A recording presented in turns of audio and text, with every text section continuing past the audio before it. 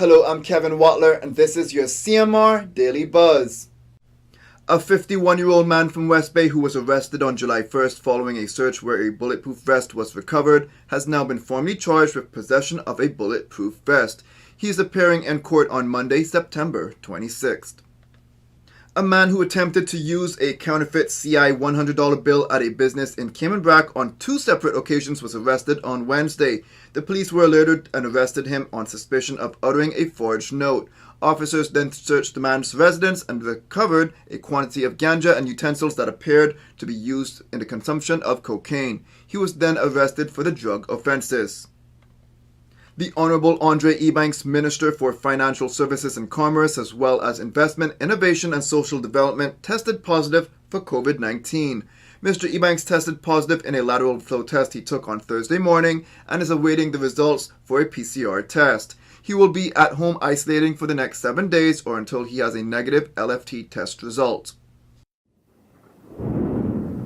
Stormwatch 2022 is brought to you by Home Gas, your propane experts before, during, and after the storm.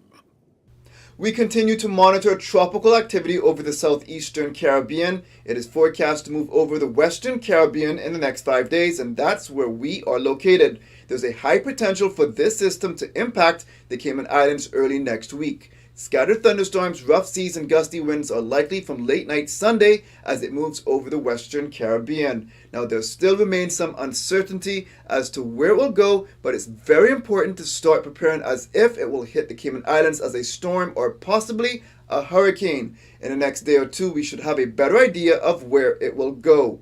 Now for your CMR weather update. It's brought to you by WG Charters. Sunrise at 6:14. Partly cloudy skies expected. The day heats up to the high 80s, but it will feel hotter than that when the high temperature is at 87 degrees Fahrenheit and the humidity is around 70% like the forecast calls for. It will feel around 100 degrees Fahrenheit. The winds east-northeast at 5 to 10 miles per hour and the sun sets at 6:20. At nighttime, the temperature falls to the low 80s. Looking forward, a typical summer pattern of hot days, warm nights with scattered showers is expected.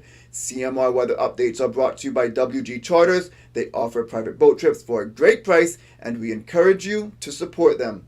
Now for some regional and international news.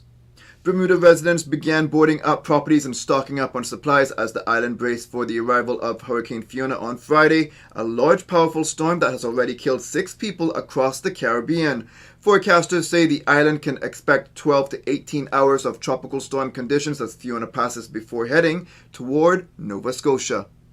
A Honduras court sentenced former Honduras First Lady Rosa Elena Bonilla de Lobo to 14 years in prison Wednesday on corruption charges and misappropriation of funds destined for social programs.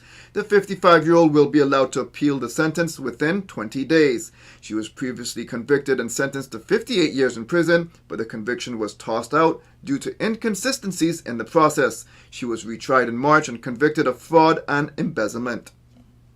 The Biden administration said Wednesday the United States Embassy in Cuba will be processing full immigrant visas in early 2023, making it easier for Cubans to reunite with family members in America. The embassy in Havana last processed full immigrant visas in 2017. The U.S. government will also stop requiring Cubans seeking visas in family preference categories to travel to Georgetown, Guyana for their interviews. That's it for now on a Daily Buzz. Thank you for joining me. Please stay safe and God bless.